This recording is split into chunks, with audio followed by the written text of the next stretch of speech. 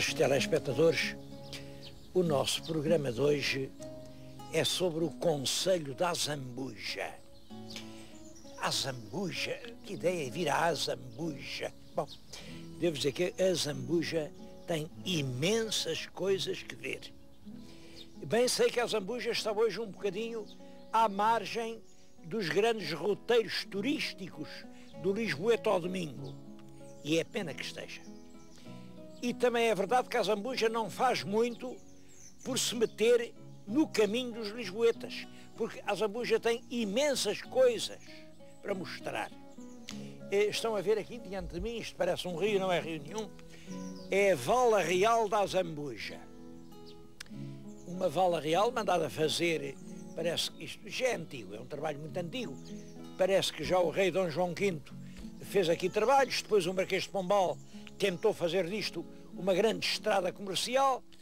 Entretanto, e eu não sei quem, porque realmente não se sabe ao certo quem, neste sítio que é lindíssimo, isto parece um bocado de Sintra, um bocado de paraíso, mandaram fazer um palácio. O palácio serviu de estação de vapores, serviu de estação de passageiros, quando o Almeida Garrett escreveu as viagens na minha terra, veio aqui a esta gare, que era o palácio, e foi aqui que ele tomou a diligência para Santarém. Bom, depois mais tarde o canal deixou de servir, passou a haver estradas, e foi um palácio de caça do rei Dom Carlos, do príncipe real Dom Luís Filipe, que adoravam isto, e vinham para aqui, passavam aqui dias, isto tinha muita caça. Acabou a monarquia, acabou a caça, acabou o rei, acabou o príncipe real Dom Luís Filipe, e dá 100 anos para cá ninguém faz nada por isto. Hoje o Palácio Real é uma lúgubre ruína, um lugar que foi durante séculos considerado um paraíso turístico. Vejam agora, na era do turismo, o estado a que ele chegou. Eu posso dizer, pois isto foi no liberalismo, veio um senhor, comprou, nunca mais. Não é verdade. Aquilo que estão a ver pertence ao Estado. A única responsabilidade de toda aquela miséria degradante é do Estado. Há projetos da Câmara, a Câmara faz o que pode, mas isto é uma Câmara pobre aqui, é um Conselho Rural, para conseguir reabilitar o palácio, fazer aqui um sítio onde as pessoas gostem de vir. Para o turismo do futuro, o Estado parece que não está disposto a fazer coisa nenhuma. Isto a mim impressiona-me. Então, porque toda a gente sabe que o petróleo do século XXI vai ser o turismo.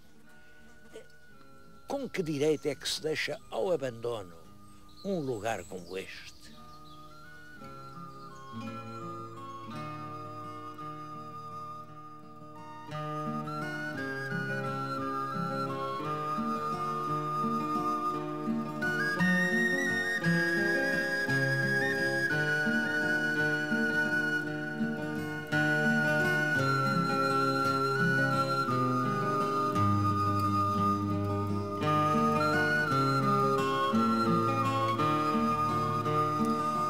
Bom, e depois da vala, a vila.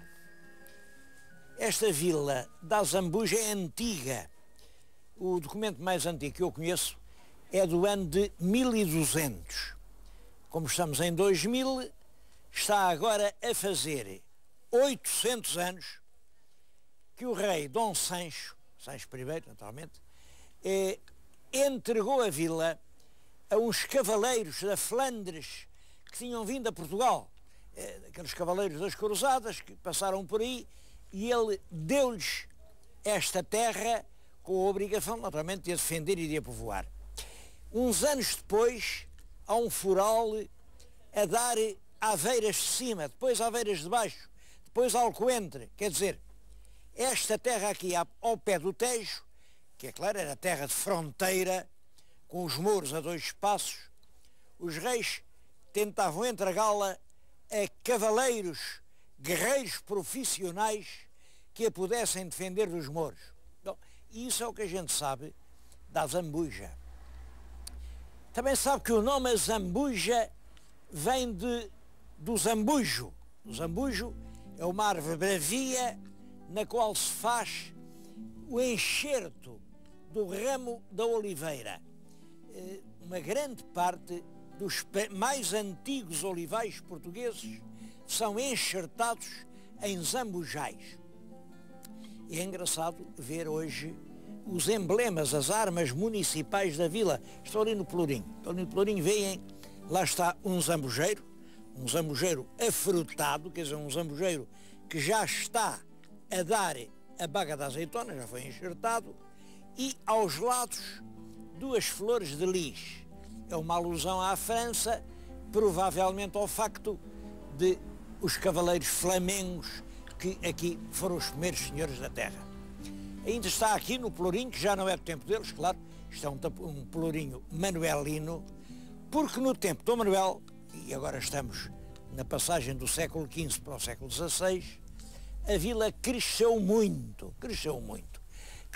porque havia paz, havia segurança, os lavradores estavam seguros nos seus casais, já eram donos das terras, tinha estado essa grande transformação social, e as aldeias cresciam a olhos vistos. Cresciam tanto que é no tempo de Dom Manuel que mandam fazer uma grande igreja matriz. É um edifício aparentemente até grande demais para a povoação. Todo o interior está forrado de uma rica azulejaria do século XVII. É um dos templos mais notáveis da Extremadura. E quem entrar, pense naqueles azulejos. Ainda há pouco tempo contei a história do azulejo. Bom, de então para cá, isto manteve o seu ritmo de crescimento até ao comboio. O comboio, no fim do século XIX, chega ao comboio, as pessoas podem vir mais depressa, e agora é que a Zambuja começa a dar o seu grande salto em frente. Diz-se que vão ir fazer perto do aeroporto, Lisboa fica a 45 km, muita gente já está a arranjar casa para viver aqui, porque realmente esta terra tem um encanto. Esta sim, esta é que é a quinta com porta para o Chiado. Tudo aqui ainda é rústico, campesino, tem ainda uma pureza, uma autenticidade que talvez sejam únicas já na Extremadura. Eu estou-lhes a falar na praça principal da Zambuja. À minha volta, as casas parecem numa paz do século XVIII, com as suas fachadas brancas, as suas grades. Realmente, eu acho que sim, que esta Zambuja é um encanto. Bom, mas é preciso, além da Zambuja, dar uma volta pelo concelho.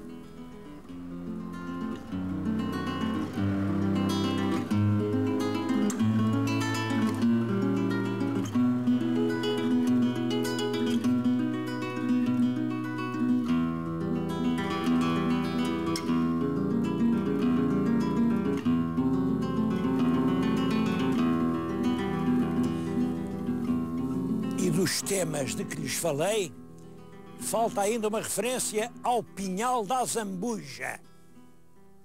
Toda a gente já ouviu falar no Pinhal da Zambuja. Pinhal da Zambuja é um sítio de ladrões onde o viajante vai desprevenido no seu caminho e assaltam uns ladrões de estrada malvados com umas grandes pistolas, e a frase era sempre a mesma: a bolsa ou a vida. Claro, a pessoa tirava a bolsa e lá salvava a vida quando salvava. Devo dizer que isto tem um fundo de verdade. Eu estou-lhes a falar agora, aqui num Pinhal do Estado, é uma mata nacional das virtudes, e era aqui que se situava o antigo Pinhal da Zambuja. As pessoas que iam de viagem de Lisboa para Santarém tinham que passar por aqui. E houve uma época, penso que isso é depois da paz que põe termo às guerras entre liberais e absolutistas. Como sabem, nesses anos terríveis da guerra, toda a gente estava no exército.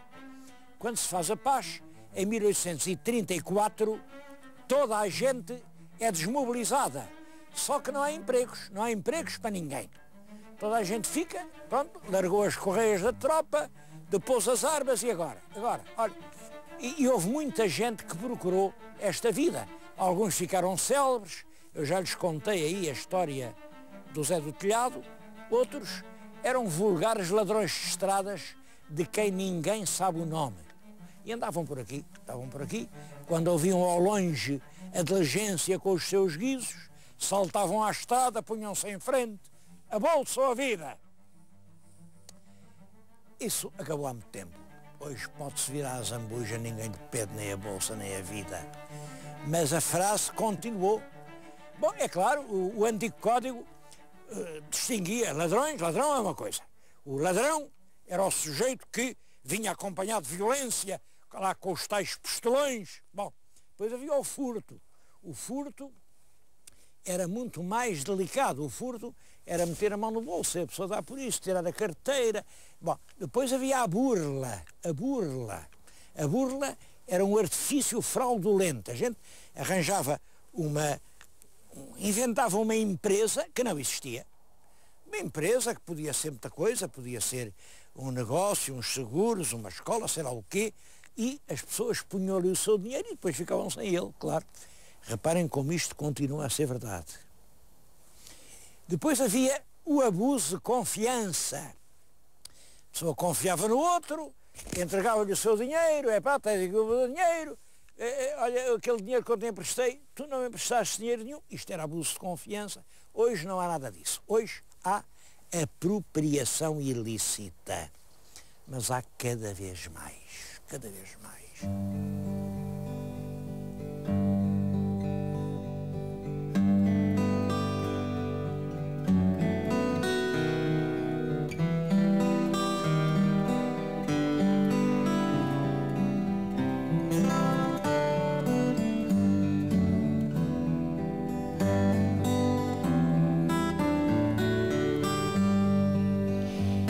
Falei na Vala da Zambuja, no Pinhal da Zambuja, na Vila da Zambuja, mas não falei numa coisa importante, a praia da Zambuja, porque a Zambuja tem praia.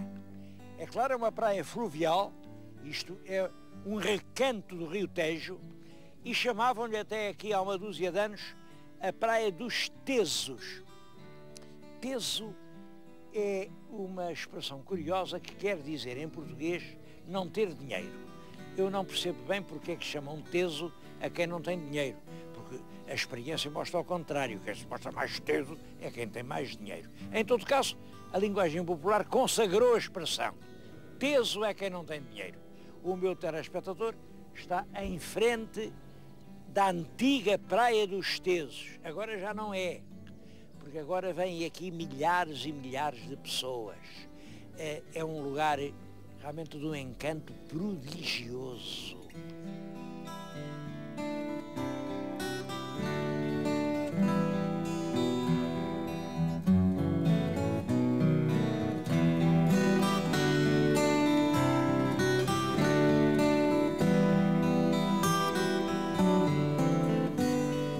Mas o concelho da Zambuja é muito rico de aspectos que merecem atenção.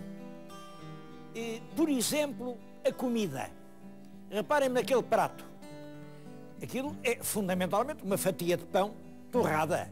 Chamam aquilo o torricado. Torricado é um pão já com muitos dias, um pão duro, que o trabalhador do campo trazia no saco e, como estava duro demais, era torricado, quer dizer, passado sobre umas brasas, regado depois com azeite, com alho e comido aos quadrados. Era o único alimento do trabalhador durante muitos dias de trabalho. Hoje é um petisco que se serve aqui em qualquer restaurante, e devo-lhes dizer que na Zambuja há meia dúzia de magníficos restaurantes. magníficos restaurantes que têm magníficos vinhos. Essa é outra coisa importante.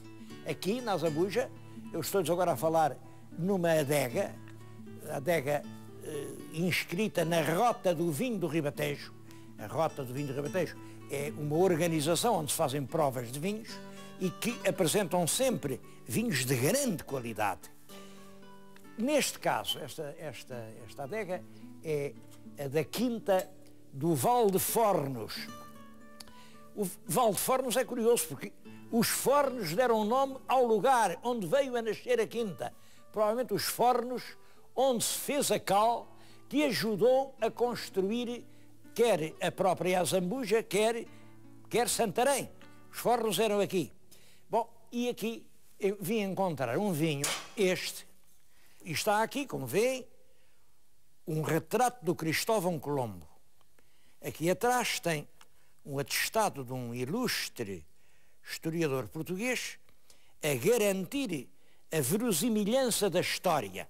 Realmente Colombo veio aqui muito perto, chamado pelo Dom João II e com forte probabilidade provou deste vinho.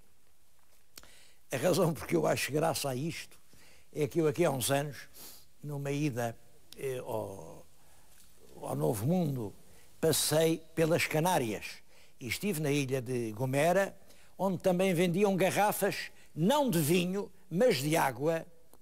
Eram garrafas brancas, cheias de água. E o rótulo também tinha um Colombo e tinha estes dizeres em espanhol.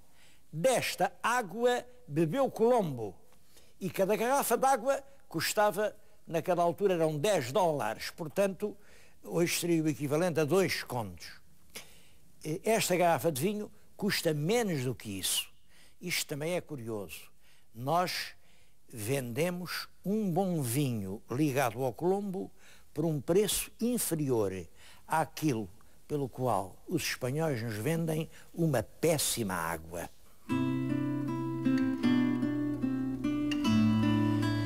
O concelho é muito rico de pontos históricos. Situa-se aqui, em parte, em colinas e, em parte, numa baixa de terras muito férteis, mas que são muito alagadas pelas águas do Tejo. Bom, isto criou uma situação, de certo modo, dramática, que é a alma da terra. Terras ricas, que, portanto, devem ser exploradas, mas terras pouco sadias, terras alagadiças, onde há febres palustres e onde os homens trabalham muito, mas vivem pouco. É isso que explica que ainda hoje as povoações não sejam grandes aglomerações urbanas.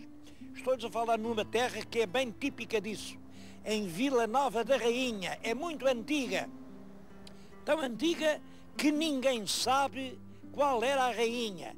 Já no tempo do rei Dom Fernando, no século XIV, isto se chamava Vila Nova da Rainha e já não sabiam de que rainha se tratava. É muito interessante a igreja de Santa Marta porque tem dentro um conjunto de azulejos sobre a vida de Santa Marta. Só esse conjunto é por si um monumento. Bom, além disso, passaram-se assim muitas coisas. O rei vinha muitas vezes aqui. Olhem, foi por exemplo aqui que o rei Dom Fernando mandou chamar o jovem Dom Nuno Álvares Pereira, que era um rapazinho de 16 anos, e o casou com uma viúva rica, a Dona Leonora Alvim. Isso é importante, porque, como sabem, depois é a menina que resulta desse casamento, que vem a casar com o filho de Dom João I e origina a importante Casa de Bragança.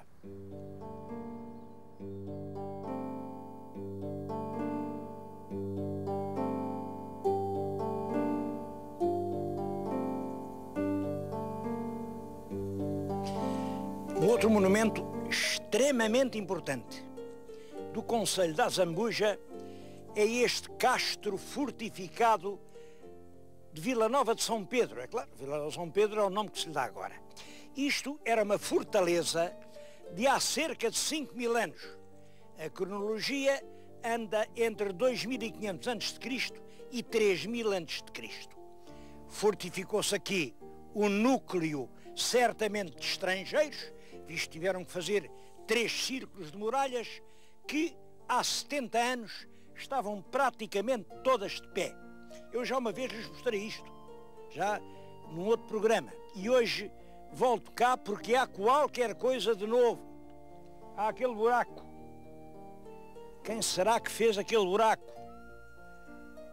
Acham que aquilo é um formigueiro? Não, que as formigas são mais pequeninas. Acham que aquilo foi toupeira? Também não foi toupeira. Também, assim em Jorge, não é toca de coelho, nem de lebre, nem de gato bravo. Aquilo é coisa de gente e coisa de há pouco tempo. Isto, pelos vestígios, não tem um mês. Isto é obra de caçadores de tesouros, porque realmente isto era um lugar de uma grande importância.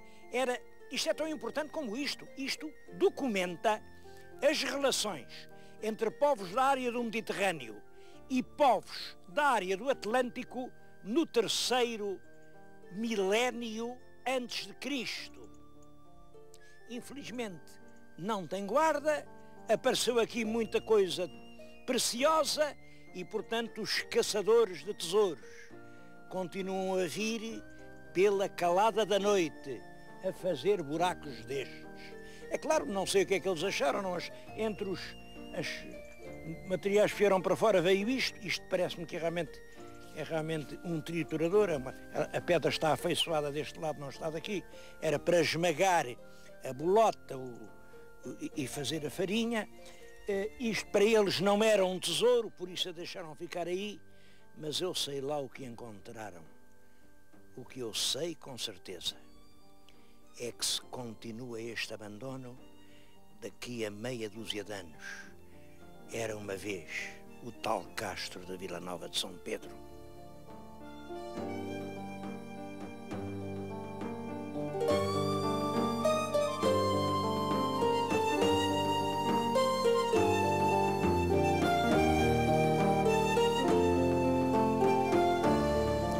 Aquele caso de Vila Nova de São Pedro é um exemplo flagrante de falta de força do Estado para resolver um problema urgente. Há 40 ou 50 anos que aquilo está assim. A poucos quilómetros fica a freguesia de Manique do Intendente, que é o exemplo exatamente do contrário, de excesso de força do Estado. Isto não se chamava Manique do Intendente, não há nada que se chame Manique do Intendente. Isto era uma aldeola pequenina, chamado Alcoentrinho. Alcoentrinho. Bom, mas havia em Lisboa uma personalidade muito forte, chamava-se Diogo Inácio de Pinamanique, que era um bocado chefe da polícia, era diretor-geral de alfândegas, era administrador de algumas das companhias de Marquês de Pombal. Era um homem com um imenso poder e, sobretudo, é um homem que não conhecia limite nenhum ao poder que exercia. É uma mistura de homem grande e pequeno, porque ele, por um lado, é um homem que cria a Casa Pia, e a Casa Pia é uma instituição extremamente inteligente. Esse homem percebeu que as nações se constroem nos estaleiros das escolas. Por outro lado, proibia sapatos em bico, porque dizia que isso era calçado dos republicanos. Por outro lado, mandava prender os franceses, traziam ideias novas. Ele acreditava que podia impedir, assim com as suas mãos, a entrada das ideias da Revolução Francesa em Portugal. Bom, há um lado positivo. Era um homem corajoso, e foi o único português que ousou abertamente dizer não ao Napoleão. Havia aqui um embaixador francês, que também era um homem ilustre, o general Lannes, é um dos grandes heróis das guerras napoleónicas. Mas o Lannes era um embaixador corrupto e queria fazer contrabando a coberto das suas honras de embaixador. Pinamanique, diretor da alfândega, diz: o senhor não faz contrabando. Mandou apanhar o contrabando. É claro, o embaixador exigiu do rei: demita este homem que está a atravessar no meu caminho. E vai lá o rei, não era rei, era o príncipe regente de Dom João. O príncipe regente não demitiu. O embaixador foi-se embora, foi fazer queixa ao Napoleão, e aí é o próprio Napoleão que escreve ao príncipe regente: o melhor é mandar esse homem embora. E o príncipe regente fez-lhe a vontade. Demitiu o intendente-geral da polícia, Pinamanique. É nessa altura que ele, desgostoso, amargurado, está a fazer aqui as obras do que seria o grande palácio para o imortalizar. Ainda mandou fazer lá em cima, viram aqueles sinais, são exatamente iguais aos do Terreiro do Paço. Aquilo talvez queira dizer: grande homem era o Marquês de Pombal. Se o Marquês de Pombal governasse, não me demitia por exigência agora de um poder estrangeiro. Não sei, mas é possível. Seja como for, em 1805 estavam as obras a meio quando ele morreu. É essa história que nos recorda o atual lugar de Manique do Intendente. Lugar carregado de história, de ambição e de ruína.